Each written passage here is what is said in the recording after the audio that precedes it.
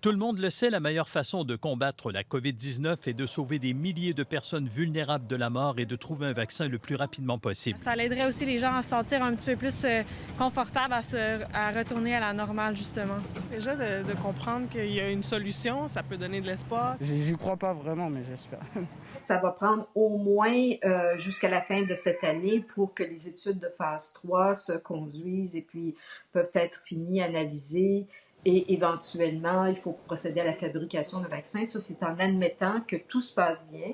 Actuellement, 250 recherches sont en cours dans le monde afin de développer un vaccin et les résultats sont prometteurs au Royaume-Uni où des scientifiques de l'Université d'Oxford ont mené des essais cliniques sur 1077 adultes de 18 à 55 ans qui n'ont jamais été infectés par le coronavirus.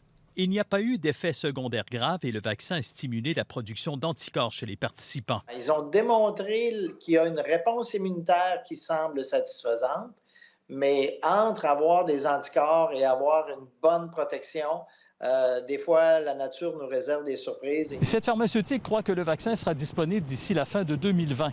Des gouvernements y croient. Ils ont réservé un total de 2 milliards de doses.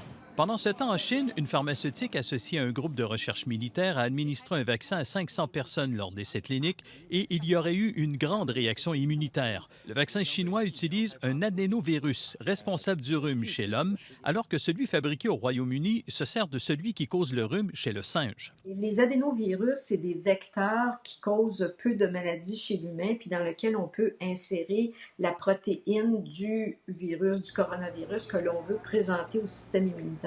Il faudra maintenant aller plus loin dans les essais cliniques. Parce qu'il faut des dizaines de milliers de personnes.